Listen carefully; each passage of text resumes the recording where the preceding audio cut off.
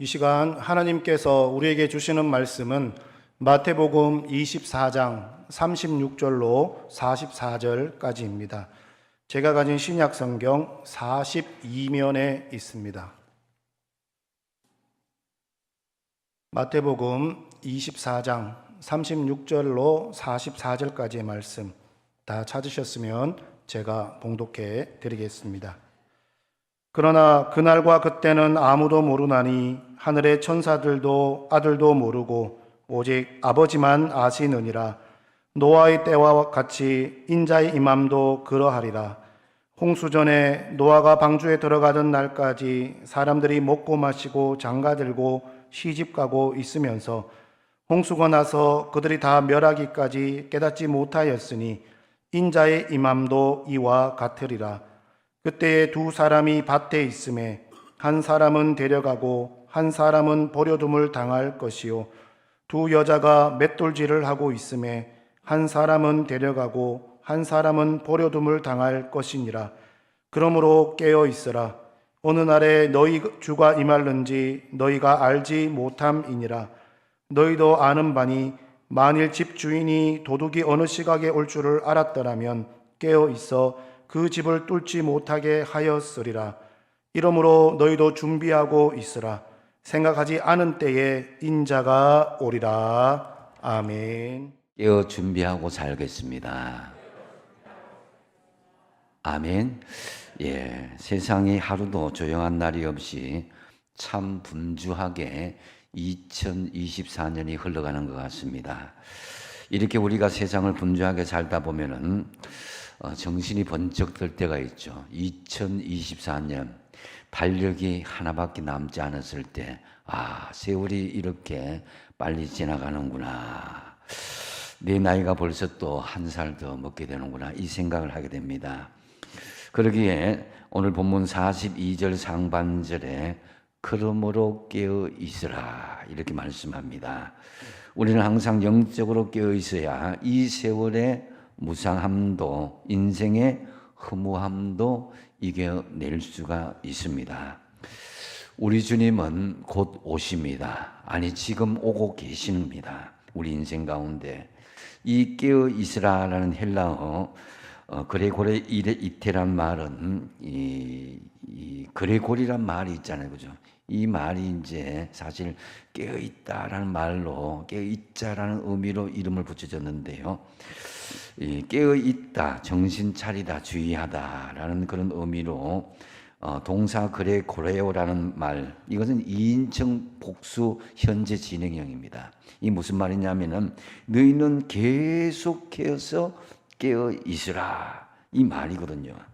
그래서 항상 영적으로 깨어 있는 상태로 지낼 것을 명령하는 말씀입니다. 또 44절 상반절에 보면은 이러므로 너희도 준비하고 있으라 이렇게 말씀하는데요. 이 원문에는 일부러 그 앞에 준비하라는 말에 너희도 히페이스라는 말을 히메이스라는 말을 같이 집어넣고 있습니다. 그래서 인칭 대명사를 넣어서 강조하고 있는 것이 바로 너희라는 것은 예수 믿는 너희들 그리스도인들은 누구나 예외 없이 늘 깨어서 준비하고 있으라 이 말씀입니다. 사랑하는 울산 호계교회 성도 여러분, 주님의 재림에 항상 깨어 준비하며 사시는 저와 여러분 되시기 바랍니다. 그렇다면 본문을 통해서 주시는 주님께서 말씀하시는 깨어 준비하고 있으라 이 말씀의 의미가 무엇이겠습니까? 그것은 바로 첫 번째로 반드시 주님은 오신다는 거죠. 그것도 생각하지 않은 때에 주님이 오신다는 의미가 있습니다. 예수님의 재림에 대한 성경의 가르침은 크게 두 가지로 우리에게 분명히 말씀해 주시는데요. 먼저는 재림은 분명히 있다는 것이고 또 하나는 그때가 언제인지는 알 수가 없다라는 것입니다. 그래서 재림은 있는데 그때가 언제는 알 수 없다. 그렇다면은 방법은 하나뿐입니다. 재림 준비는 항상 준비하고 있어야 된다라는 말씀인 것이죠. 36절 말씀에 보면은 그날과 그때는 아무도 모르나니 하늘의 천사도 아들도 모르고 오직 아버지만 아신다 그랬습니다. 그래서 당사자인 예수님도 모르고 오직 하나님이만 알 수 있는 철저한 비밀에 속한 일이 예수님의 다시 오심, 이 재림이라는 것입니다. 그렇게 우리의 믿음의 자세는 어떻게 되겠습니까? 한번 따라할까요? 오늘이 그날입니다. 다시 오늘이 그날입니다. 그날이 뭡니까? 그날은 바로 주님을 만나는 날이다. 혹은 내가 인생을 오늘 마감하는 날이 그날이 될 수 있다는 거죠. 여러분, 우리가 인생을 잘 산다는 것, 이게 무엇입니까? 이 땅에서 호의호식하고 잘 먹고 잘 사는 것, 이거 잘 사는 게 아니죠. 주님을 만나는 그때를 잘 준비하며 살아가는 그것이 중요한 것이다라는 거죠. 하늘나라에 가서 영원히 사실 여러분, 주님은 반드시 오심을 믿고 언제든지 만날 준비를 하시고 살아가시기 바랍니다. 몇 주 전에 저하고 아주 친한 목사님 아버님께서 돌아가셨습니다. 갑작스럽게 돌아가셨죠. 그런데 갑작스럽게 돌아가셨는데도 불구하고 그 삶의 준비가 너무너무 아름답고 철저하게 준비된 모습을 보고 많은 감동을 받았습니다. 6남매 전체가 다 목사, 장로, 권사 다 중직자의 직분, 며느리까지 그렇게 가지고 있었고 그 모든 가족 한 사람도 빠짐없이 믿음의 그런 지경의 아름다운 모습으로 그렇게 신앙생활을 하고 있었고요. 더군다나 본인은 교회를 위해서 아름답게 가진 것을 다 주님 앞에 헌납하고 하늘나라 준비를 너무나 잘 준비하고 있어서 그 아들 목사님이 아버님을 보내는 그 영상을 이렇게 준비했는데 보니까 너무나 살았던 모습이 잘 준비되고 정말 오늘이 그날처럼 준비한 그런 모습으로 살아셨구나 하는 것을 볼 수가 있었습니다. 그래서 여러분, 우리가 정말 남은 인생을 우리가 알 수는 없지만은 생각하지도 않은 그때에 주님을 만날 때에 우리가 당황하지 않고 언제든지 깨어서 하늘나라에 은혜롭게 잘 들어가시는 저와 여러분 되시길 축복드립니다. 요한일서 2장 28절 같이 한번 읽어볼까요? 시작. 자녀들아 이제 그의 안에 거하라. 이는 주께서 나타내신 바 되면 그가 강림하실 때에 우리로 담대함을 얻어 그 앞에서 부끄럽지 않게 하려 함이라. 아멘. 그가 나타나실 때에 주님께서 재림하실 때에 우리가 마지막에 주님을 만나서 임종하는 그 시간에 우리가 부끄럽지 않고 도망가지 않고 두려워하지 않고 담대함을 얻어서 우리가 주님 앞에 나아갈 수 있어야 될 것입니다. 그래서 우리가 깨어 있어야 할 결정적인 이유는 바로 생각하지도 않은 시기에 주님을 만날 수도 있다는 것이죠. 그래서 우리는 주님께서 강림하실 때 부끄러워하거나 두려워하지 않고 담대함을 얻어서 주님의 재림을 맞이할 수 있어야 될 것입니다. 반면에 주님을 만날 준비를 하지 못한 사람은 주님께서 너무나 예상치 못하게 갑작스럽게 재림하거나 내 개인적인 종말이 올 때에 그 죄 때문에 두려워하고 부끄러움을 당하게 될 수도 있다는 거죠. 여러분 다시 말씀드리지만 예수님은 반드시 오십니다. 그래서 37절에 보면요, 노아의 때와 같이 인자의 임함도 그러하리라고 예수님께서 예를 들어 주셨습니다. 그래서 예수님께서 재림을 말씀하신 그 중요한 그 모습들을 노아의 홍수 임하는 때와 같이 유사하다는 거죠. 하나님은 세상이 너무 악해서 세상을 홍수로 심판하시기로 계획하셨는데, 그런데 여러분, 홍수가 나기 전에 무려 120년 전에 노아에게 이 사실을 알려서 방주를 짓도록 했고 많은 사람들이 이것을 알도록 했다는 거죠. 준비할 기간을 충분히 주었지만 사람들은 준비하지를 않았습니다. 그래서 노아의 가족 외에는 모두가 홍수의 심판을 받게 되었던 것이죠. 그래서 초대교회 성도들은 서로 만나면은 마라나타, 주 예수여 오시옵소서, 마라나타, 예수님은 오십니다, 이것을 인사를 했다는 거죠. 예수님께서 속히 오시기를 기다리며 그들을 살았다는 것입니다. 지금 여러분은 오늘까지 무엇을 바라며 살아가고 있습니까? 43절에 보면은 너희도 아는 바니 만일 집주인이 도둑이 어느 시각에 올 줄을 알았더라면 깨어 있어 그 집을 뚫지 못하게 하였으리라 그랬습니다. 잘 준비하게 되면은 당황하지 않게 된다는 것이죠. 우리 민족의 비극인 6.25 전쟁은 생각지도 못한 시기에 북한군의 침략으로 벌어진 뜻밖의 사건이었습니다. 6.25 전쟁이 일어나기 전에 38선 부근에는 크고 작은 이 국경 분쟁이 일어났습니다. 그런데 그때마다 우리 국군이 이겼습니다. 그런데 이 국군이 이 전력이나 여러 가지 능력이 있었던 것이 아니라 북한군이 고의적으로 자신의 무장을 눈치채지 못하도록 그때마다 져준 것입니다. 그래서 당시 신성모 국방장관은 이러한 상황을 제대로 파악하지 못하고 전쟁이 일어나면 국군이 북진하여서 점심은 평양에서 먹고 저녁은 신의주에서 먹는다, 이렇게 큰 소리를 칠 정도였습니다. 그러다가 뜻밖의 북한군은 주일 새벽에 침략을 했던 것입니다. 준비하지 못한 상태에서 뜻밖의 침략을 받은 국군은 속수무책일 수밖에 없었던 것이죠. 44절 하반절에 생각하지 않은 때에 인자가 오리라, 이러한 뜻밖의 침략을 많이 하는 전략이 인천 상륙작전이었는데요, 이는 전혀 예상치 못한 뜻밖의 작전이었던 것이죠. 인천은 간만에 차가 컸기 때문에 상륙작전 하기에는 전혀 좋은 곳이 아니었습니다. 연합군은 상륙작전을 개시하기 전에 군산과 원산 이런 곳에서 아군을 일부 침투시켜서 적들이 그곳에 신경을 쓰도록 해서 집중하도록 했습니다. 그렇게 속여서 뜻밖의 인천 상륙작전을 개시한 연합군은 뜻밖의 작전으로 전쟁을 반전시킬 수가 있었습니다. 바로 예수님의 재림이 그렇게 된다는 것이죠. 예수님의 재림은 곧 이 세상의 종말을 의미하고 천국과 지옥에 들어갈 자가 결정되는 중요한 순간입니다.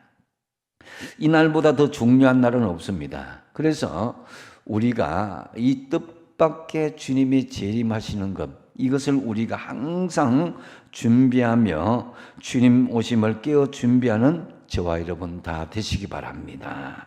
그 다음에 깨어 준비하고 있으라, 이 말씀의 의미는 깨어 분별하라는 말씀입니다. 방심하지 말고 깨어 분별하는 것이죠.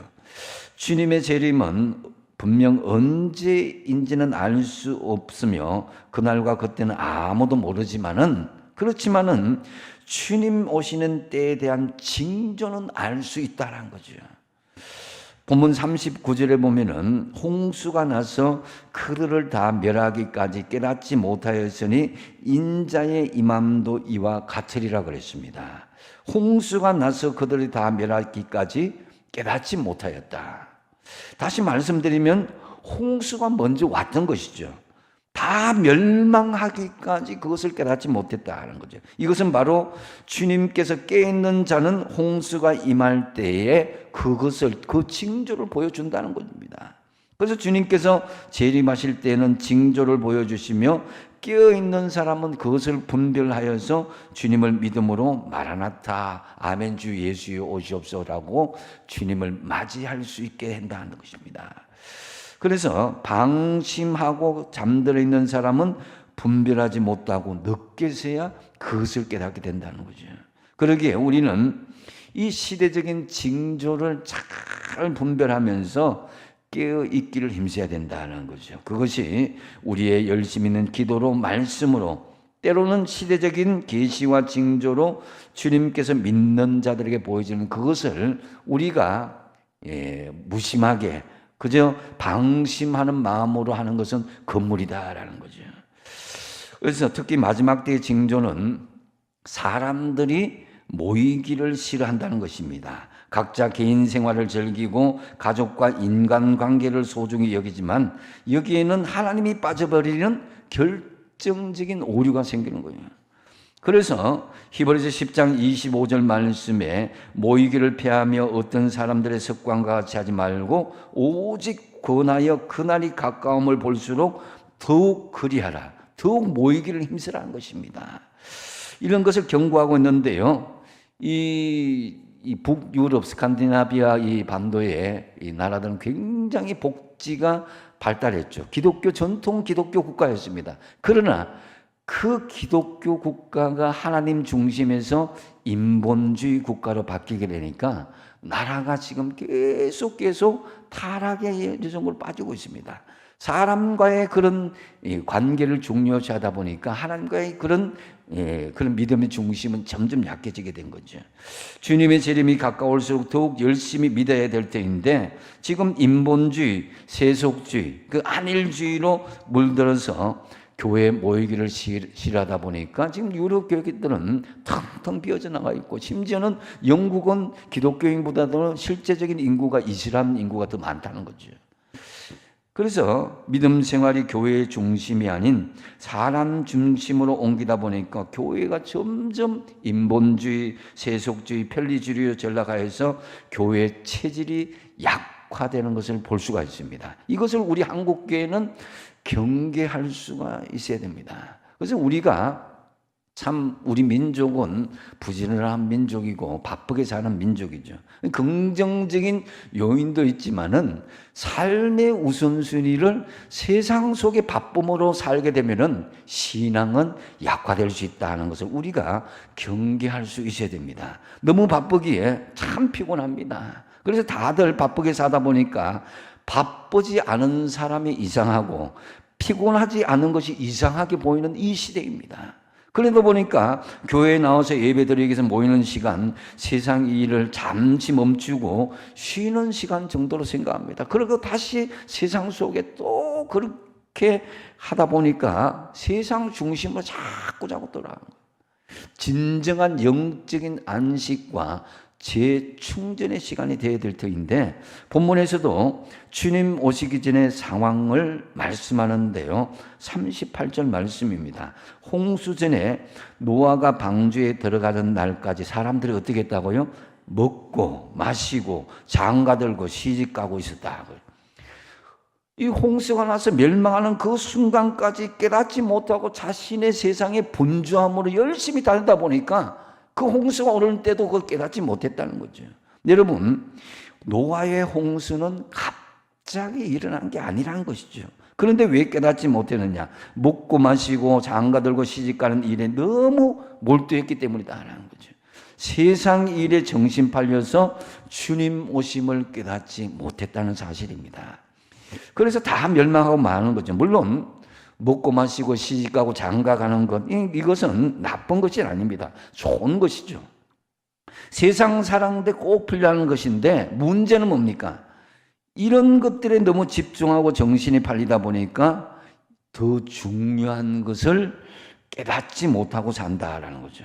그래서 어떤 사람들은 친구 만나는 재미에 빠지고 어떤 사람은 돈 버는 재미에 빠지고 세상 즐거움에 빠져서 신앙이 점점 약화됩니다. 그래서 물론 세상 것이 다 나쁜 것도 아니고 설모가 없는 것도 아니고 열심히 돈도 벌어야 되고 여행도 하고 운동도 하고 취미생활 해야 됩니다. 문제는 그것에 빠져서 더 중요한 신앙생활을 등한히 하고 주님의 재림이 언제인지도 잊어버리는 그런 안타까운 일이 있어서는 안 된다는 것입니다. 그래서 하나님 나라가 언제 오는지 그것을 다 망각하고 이 세상에 영원히 살 것처럼 그렇게 행동한다는 거죠.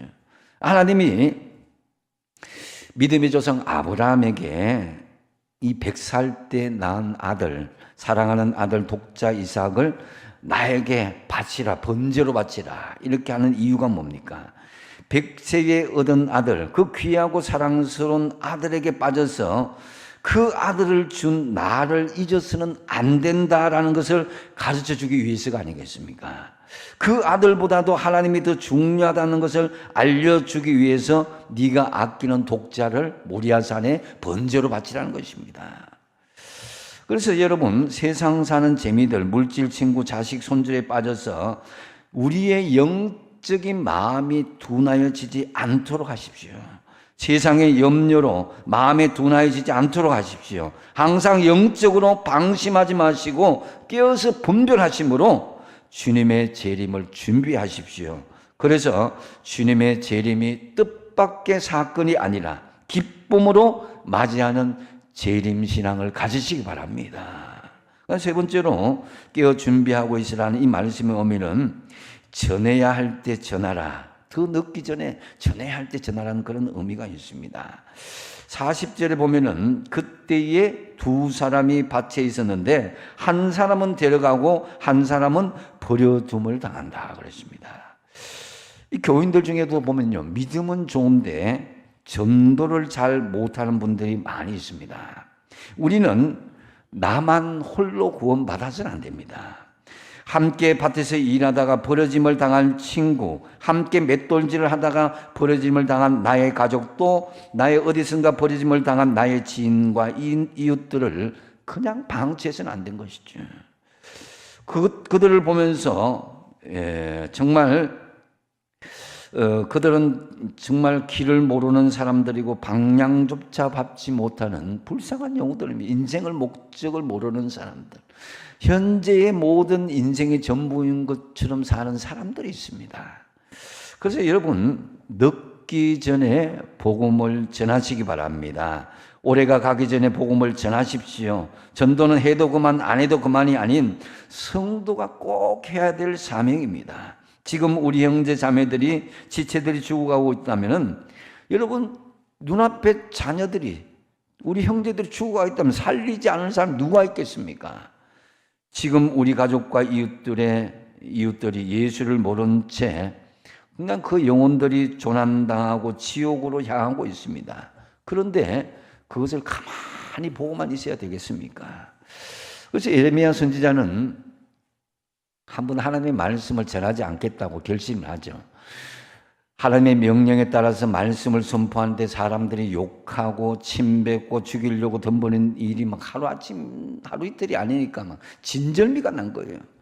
너무나 견디기가 힘들었습니다. 그래서 하나님 말씀 선포하는데 그들이 회개하고 하나님께 돌아올 생각을 하지 않고 오히려 선지자를 조롱하고 모욕하니까 이게 막 너무 하나님 말씀 전하는 게 힘들었습니다. 그래서 예레미야가 스스로 다짐합니다. 이제는 내가 하나님 주신 말씀을 전하지 않겠다. 주님의 이름으로 외치지 않겠다. 오죽하면 그랬겠습니까? 너무너무 힘드니까. 우리도 전도하다가 사람들에게 핍박당하고 온갖 조롱과 무시와 정말 멸시를 당하면은 그거 생각하면 아휴, 내가 전하지 말아야지. 이런 생각을 할 수가 있다는 거죠. 그래서 다시는 하나님의 이름을 외치지 않겠다고 예레미야 선지자가 다짐을 합니다. 근데 그때의 주님의 말씀이 자신 심장 속에서 성령으로 막 불타라서 뼛속까지 타들어가니까 예레미야는 견디다 못해서 항복하고 마는 거죠. 그것이 에레미야서 20장 7절 말씀입니다. 내가 다시는 여호와를 선포하지 아니하며 그의 이름으로 말하지 아니하니라면 나의 마음이 불붙는 것 같아서 골수에 사무치니 답답하여 견딜 수 없나이다. 전하지 않고는, 선포하지 않고는 견딜 수가 없다는 것입니다. 더 이상 입 다물고 버티다가는 내가 폭발해 버릴 것 같아서 입을 열지 않을 수 없다는 것입니다. 이 마음이 저와 여러분의 마음이 되시기 바랍니다. 여러분, 지옥 가는 가족, 형제, 이웃들이 있는데 아무런 감정 없이 그저 나를 핍박하고 나를 미워하고 나를 멸시한다고 하나님 전하지 않겠습니다. 이렇게 지낸다면 그 신앙은요, 정상적인 신앙이 아니에요. 예수 믿는 사람은 예수님을 전하지 않고는 견딜 수 없어야 되는 것이 정상이에요. 살아계신 말씀이 우리 안에 있고 성령님이 우리 안에 살아서 강권하시는데 티 안 내고 가만히 있을 수는 없습니다. 내가 참고 버티고 견딘다고 될 일이 아니라는 것입니다. 그래서 내 안에 예수님이 계시고 성령님이 우리 안에 거한 사람은 어떤 식으로든지 우리는 세상을 향해서 하나님의 말씀, 복음을 선포해야 된다는 거죠. 가만히 있고 싶어도 가만히 있으려고 해도 그렇게 되지 않는다는 것입니다. 내 안에서 생명이 펄펄 살아 활동하는데 어떻게 가만히 있을 수가 있습니까? 내 안에 성령이 역사하는데 어떻게 가만히 있을 수가 있습니까? 가령 뜨거운 물을 마셔도 펄펄 뛰게 되는 거죠. 근데 불같은 성령께서 내 안에 계시는데 어떻게 가만히 있다면 그게 이상한 일이 아닐 수가 있습니까? 그래서 여러분, 우리 인생의 제일 중요한 한 가지는 우리가 천국 들어가는 것이고, 그런데 우리가 천국 들어가는 것보다 또 중요한 것이 한 가지 있는데, 그것은 바로 하나님 앞에 갔을 때, 야, 너에게 맡겨준 그 영혼은 어떻게 됐느냐, 이렇게 질문을 받을 때 맡겨진 영혼은 구원하지 못하고 혼자만 천국에 갔다면 하나님께서 그래, 네가 그럴 수밖에 없었구나, 그렇게 말씀하시겠냐 이겁니다. 여러분, 전도는 해도 되만 안 해도 그만이 아닌 성도가 꼭 해야 될 사명입니다. 사도 바울이 그것을 깊이 깨달은 거예요. 고린도전서 9장 16절 말씀 같이 한번 읽어보겠습니다. 시작. 내가 복음을 전할지라도 자랑할 것이 없으면 내가 부득불할 일임이라. 만일 복음을 전하지 아니하면 내게 화가 있을 것이로다. 아멘. 여러분, 이 심정으로 영혼을 바라보시기 바랍니다. 바울처럼 한 영혼을 전도하는데 이같이 결연한 태도로 복음을 전하는데 때가 늦으면 후회할 수가 있어요. 우리가 임종의 순간에 보면 너무 안타까워요. 예수 믿고 가셔야 되는데 이미 때가 늦어서 전할 때는 소용이 없는 경우가 있습니다. 우리 인생은 뭐 2번, 3번 사는 것도 아니고 다시 되돌릴 수 있는 그런 인생도 아니잖아요. 어리석은 5 처녀가 때를 놓치게 되죠. 기회를 놓치게 됩니다. 그래서 다시 급히 기름을 채워서 굳게 닫힌 문을 두드리면서 우리에게 다시 문을 열어주셔서 우리에게 다시 기회를 주셔서 부르짖었을 때에 주님께서 어떻게 말씀하십니까? 진실로 너희에게 이르노니 내가 너희를 도무지 알지 못하노라 그랬습니다. 이 41절이 바로 그것인데요. 41절 같이 한번 읽어보겠습니다. 시작.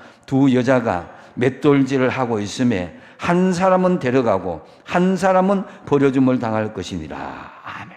여러분, 데려감의 은혜를 받은 우리가 버려짐을 당할 처지에 놓인 불쌍한 인생들을 반드시 주님의 길로, 영생의 길로 인도해야 될 것입니다. 아무리 친하고 가까워도요, 남의 바짓가랑이를 붙잡고 천국에 갈 수는 없습니다. 자기 믿음의 결단이 있어야 되는 거예요. 교회에서 함께 예배드리고 말씀 많이 읽고 봉사해도 구원에 있어서는 갈라질 수가 있는 것입니다. 그 속의 믿음, 속믿음을 알 수가 없기 때문이죠. 그래서 예수님께서도 가라지와 알곡이 있음을 경고하신 것입니다. 이 구원과 심판은요, 능동적인 게 아니고 수동태예요. 당하는 것입니다. 하나님에 의해서. 그래서 같은 환경에 있어서 누구는 하나님에 의해서 데려감을 당하고 누구는 버려줌을 당한다는 거죠. 그래서 천국 가는 것은 환경과는 아무런 상관이 없습니다. 같은 집안 식구라도 믿음으로 하나가 되지 않으면 때가 되면은 갈릴 수도 있다는 거죠. 부부간에 누구는 버려줌을 당하고 누구는 데려감을 당하면 어떡하겠습니까? 버려줌을 당하는 사람이 내 배우자요, 내 자녀요, 내 부모이면 여러분 어떡하겠습니까? 언젠가 뭐 그 사람 예수 믿겠지, 때가 있겠지 하면서 복음 전하는 것을 미루지 마십시오. 나 혼자만의 대림절이 아닌 함께하는 대림절이 되어야 되지 않겠습니까? 버려짐을 당한 내 가족, 내 이웃을 가만히 생각해 보십시오. 이 대림절기는 먼저는 나의 구원을 위해서 간절히 주님을 대망하며 기다리는 동시에 내 이웃과 내 가족을 위해서 복음 전하는 것이 중요한 대림절의 임무인 것입니다. 때가 더 늦기 전에 여러분 전하심으로 나 혼자만의 대림절이 아닌 함께하는 대림절을 맞이하는 깨어 준비하는 성도들이 되시기 바랍니다. 이제 말씀을 정리합니다. 한번 따라가겠습니다. 예수님은 다시 오십니다. 믿습니까? 분명히 다시 오십니다.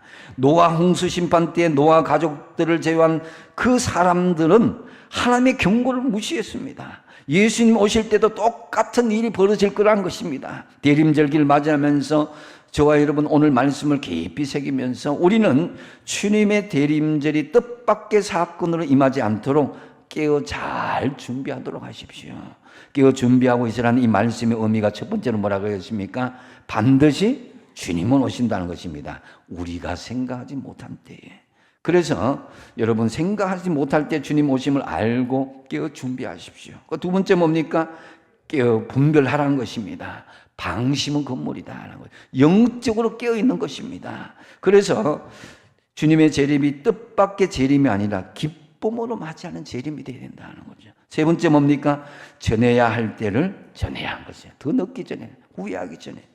때가 더 늦기 전에 전도하심으로 주님 언제 오시더라도 여러분 마라나타 아멘 주 예수의 오시옵소서 하면서 여러분 이번 대림절이 혼자만의 대림절이 아닌 온 가족 이웃과 함께 대림절을 맞이하는 깨어 준비하는 성도들 다 되시길 축복드립니다.